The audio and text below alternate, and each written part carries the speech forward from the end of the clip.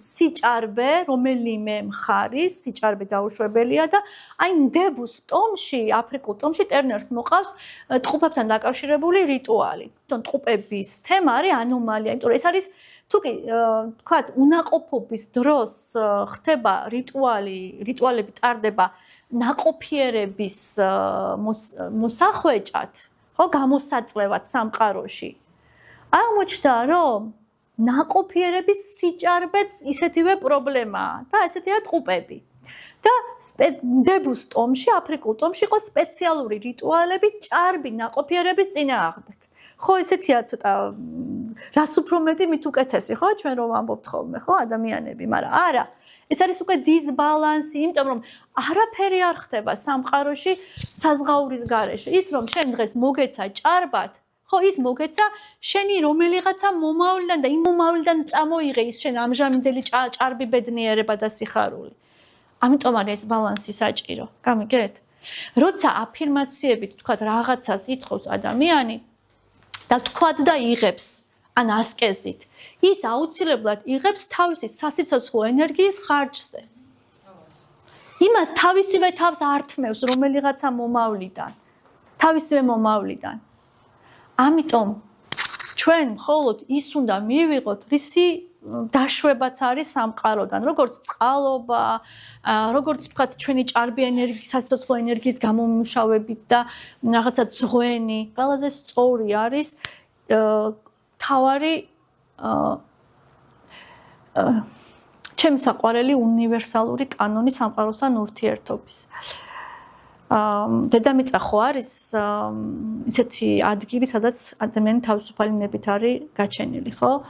ანუ ჩვენ თვითონ გვაქვს პასუხისმგებლობა ბევრ რამეზე, მაგრამ ბიბლიაში გაიპარა საიდუმლო ამას როგორ შემოვუაროთ. დაიყოს ნება შენ.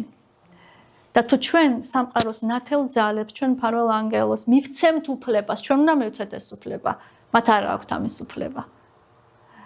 და ვეტყვით დაიყოს ნება შენი, მათ ჩვენ ხელფეხს გავუხსნით. ამას რომ ამბობ, სულ ესე მბურთკლავს. ხო. სულ ამბობ, რომ ეს არის ძალიან მნიშვნელოვანი კოდი, რომელიც სიბრძნე, რომელიც ჩუმად არის ჩადებული, უბრალოდ პირდაპირ ამის თქმაში არ შეიძლება, იმიტომ რომ თავისუფალი ნებით ვართ, ხო? მაგრამ ამით მხოლოდ ასე მივანიჭებთ თავისუფალი მოქმედების უფლებას სამყაროს ნათელ ძალებს. ოღონდ დააყოლეთ ნათელი ძალები, იმიტომ რომ ბნელ ძალებსაც ნუ გავუხსნით ახლა ხელფეხს. ხო. კი, და სამყარომ და ჩვენმა მფარველმა ანგელოზებმა გაცილებით უკეთესად იციან ჩვენთვის რა ჯობია. და ეს არის აბსოლუტური მინდობა აი ამ კანონებს. არაფერი აღარ გჭირდებათ რა, უბრალოდ რომ დაჯდეთ და რომ უბრალოდ ილოცოთ თქვენი სიტყვებით რა, სულ არ უნდა არაფერი მეტი. და მიანიჭოთ სამყაროს და თქვენს მფარველ ძალებს მოქმედების უფლება. დაიყოს ნება შენი. ამაზე დიდი ძალა არაფერს არ აქვს დამიჯერეთ რა. ყველაფერი თქვენს მაგივრად გაკეთდება. მაგრამ ეს მარტო სიტყვით არ გამოიხატება, მინდობა არის მინდობა. აბსოლუტური მინდობა არის აბსოლუტური მინდობა. ხო. მარტო ის რომ დაიყოს ნება შენ, თქვა, წარმოთქვა, ეს არ არის. რა თქმა უნდა. და მე სულ გამოცდებია რამდენად ენდობი, რამდენად მიენდე. რამდენად გააქრე შენი პერსონალური სურვილები. სულ გწდის რა სამყარო. თუ ხარ დაკვირვებული, არ ვიცი ხარ თუ გაქვთ ეს გამოცდილება, უსახსროთაც რო დარჩეთ, ხო, ბოლო მომენტში აუცილებლად გამოჩნდება, აი არსაიდან გამოჩნდება დამიჯერე თუ არის მინდობა.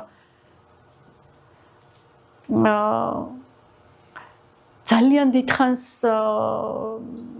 მე პირადად ვიყავი მაგ გამოცდებში. და ძალიან კარგად ვიცი ეს როგორ მუშაობს. სამყარო გვაგდებს ჩვენ ისეთ მოცემულობაში, ისეთ იზოლაციაში, ისეთ მდგომარეობაში, რომ აი ამ გამოცდების წინაშე გვაყენებს.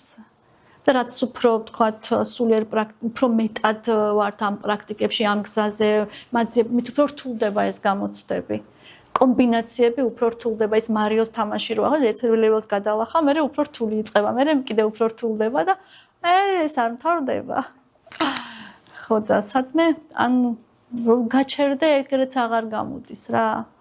რატო არ გამოდის ისიც რომ ესეთი ქართული მითოსი არის და სულ ეს მახსენდება რომ უკან დასახევი გზა აღარ გაქვს. მონადირე მიდის საკრალურ ადგილას ქალღმერთთან ხო სამონადირეო ადგილებში და როცა ამ გზას ადგას ის უკვე შინას ტოვებს და საკრალურ ველში გადადის რა მაძიებელია მონადირე მაძიებელია ის ხო გადის სოფლიდან და მისდევს ღვთაებრივ ირემს. ღვთაებრივ ირემი არის აი ამ სულიერების და საკრალურობის სიმბოლო და მას მიყავს ღვთაებასთან, მაგრამ როცა წინ მიდის დათოვლილი გზა და ბილიკი ჩანს და მიყვება, მაგრამ უკან როცა იყურება, გზა აღარ არის, ბილიკი წაშლილია საერთოდ. ისე მიდის ღვთაებამდე, რომ სულ გზა წინ ურემივითაა გადაშლილი და უკან სულ ჩახერგილია, აღარ არსებობს გზა. ეს არის მეტაფორა ზუსტად იმის, როცა ჩვენ საკრალურის გზას დავადგებით, როცა ჩვენ მივყვებით ამ გზას, უკან დასაბრუნებელი გზა აღარ არის, ის იშლება, ის წაშლილია. მხოლოდ წინ მიმავალი გზა არის ღვთაებრივისკენ. ასე რომ თუ ამ გზაზე დავდგებით, უნდა გვახსოვდეს, რომ უკან ვეღარ დავბრუნდებით. ხო, და საკმაოდ რთული გზა არის და ბევრი მონადირე კლდიდან გადმოვარდნილა გზაზე და აღუპულა. ზოგი ქალღმერთთან სიყვარულში მომკვდარა და ასე შემდეგ. მოკლედ ეს გზა საკმაოდ რთულია. ლაბირინთია, პატარა ჩვენი ცხოვრება ხო, ლაბირინთია და შუაში მინოტავროსი გველოდება, მაგრამ ყურებს ნუ ჩამოყვეთ, არიადნე ხო გყავს თავისი გორგალით. თეზევსი ხო გყავს, ეს თეზევსი ჩვენშია. ჩვენშია ეს თეზევსი. ის არიადნეც იქვე არის გველოდება, რომ ეს გორგალი გამოგვიწოდოს. თავარია ეს გვინდოდეს ჩვენ. კარგით, ახლა ნუ მოვიწყენთ ძალიანაც.